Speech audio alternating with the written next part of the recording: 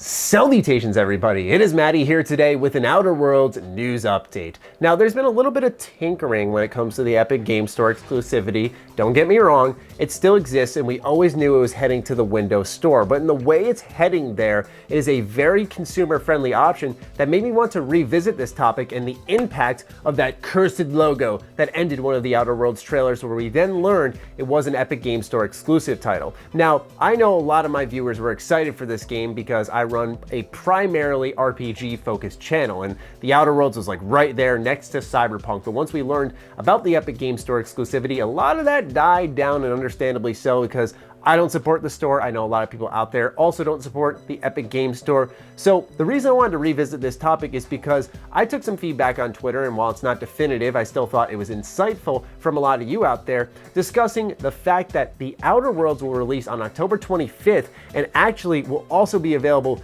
day one on Xbox Game Pass. Now, if you haven't paid attention to much of E3 2019, which I'm going to be honest with you, I wouldn't blame you, it was kind of a lackluster year in my opinion, it was announced that there is Xbox Game Pass Ultimate coming in this year, and what you can do is get Xbox Game Pass on the PC, the Xbox, alongside Games with Gold for $15 a month. Now, if you buy in this month, you get it for $1, which is so much bang for your buck, it's actually disgusting, and I don't know how Microsoft makes a dime off of that, but they gotta be somehow, because they give some insane deals on there. But anyway, let's say you wait until October. You pay $15 a month and you get access to the Outer Worlds day one for a much cheaper price than you'd get anywhere, whether it was available on Steam, the Epic Game Store, of course, it will be there for $60. You would get it for $15. And that brings us to the length of the game, which we've talked about a lot on the channel. It's been a big focal point of this game. We learned it to be about 20 to 40 hours to complete. And a lot of people celebrated this because while we like our longer games, not every game has to be 80 to 100 hours long. We like these more condensed experiences that can be replayable. So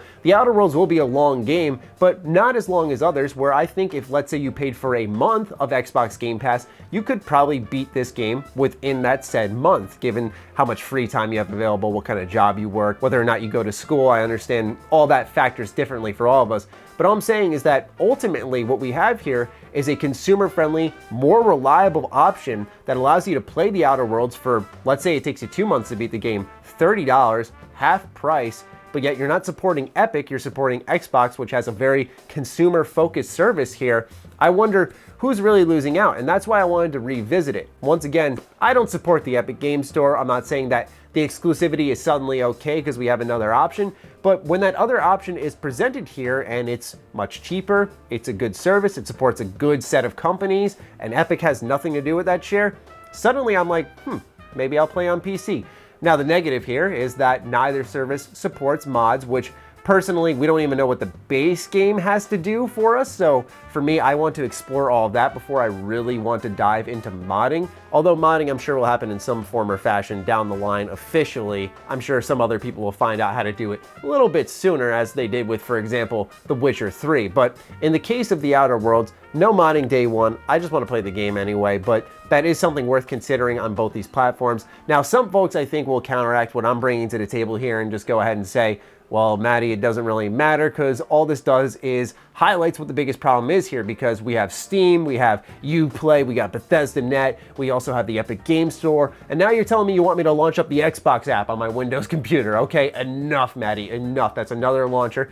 I understand that. I game on my PC every now and then. I prefer my consoles just because I like to kick my feet up and hold the controller. It's just how I grew up, and I think that has a lot of impact on how I play my games. But anyway, I do wonder how people really feel about all of this. So let's look at some additional Epic comments on top of this information I presented to all of you. So Epic said that they would stop snagging exclusives if Steam adopted their revenue model. So for those who aren't aware, Steam actually offers a 70-30 cut. Meanwhile, Epic offers an 88-12 cut to the developers, which is a lot more money on top of the money that Epic will offer you to do an exclusive deal on their platform, which is why you're seeing games like Metro Exodus, these somewhat risky titles, or the Outer Worlds. Companies like Obsidian just kind of floating by. They're doing all right. Now Obsidian's in bed with Microsoft, so they'll be just fine. But prior to that, it made sense this deal was in place because this was a game that may not bring in tons of cash. And so this was a way to secure that money without having to worry about sales. And I'm not defending their decision,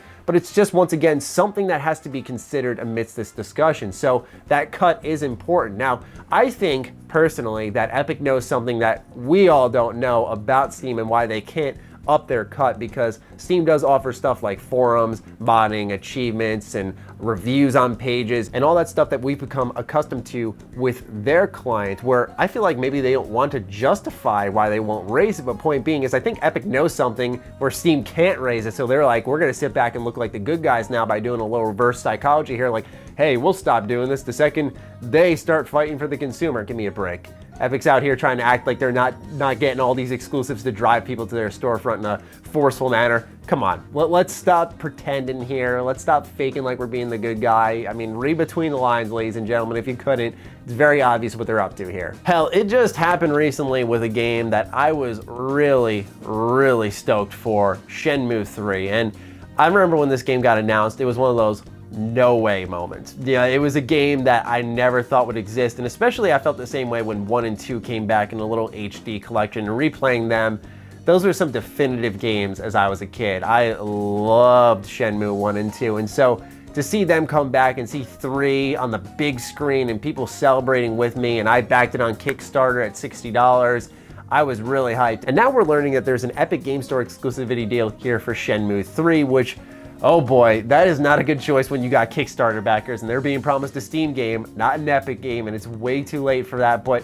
it also highlights a point I was making. Shenmue 3 releasing in now November, in the heat of the holiday, already a niche game, destined to fail. I'm being honest, ladies and gentlemen, destined to fail, and that's coming from like a hardcore fan.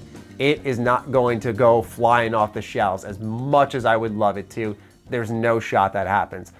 But with this Epic Game Store exclusivity deal, that's security for them. That keeps them until making that Shenmue 4 that Yu Suzuki said he wants to make. I think he said he wanted to make like 30. Obviously, that's not feasible because obviously he has a whole story planned out for Ryu. I'm talking like probably his life, the life afterwards, when he has kids, something along those lines. But nonetheless, ladies and gentlemen, this is another example of Epic grabbing hold of a title and not letting go. And that's why people continue to get aggravated. It's like that issue that, really bugs you and you just want to put it behind you, start the healing process, but simply it cannot stop arising and re-aggravating that injury, and so you keep getting more and more ticked off. Now, EastNet alongside Deep Silver have said they are looking into the exclusivity deal with Shenmue 3.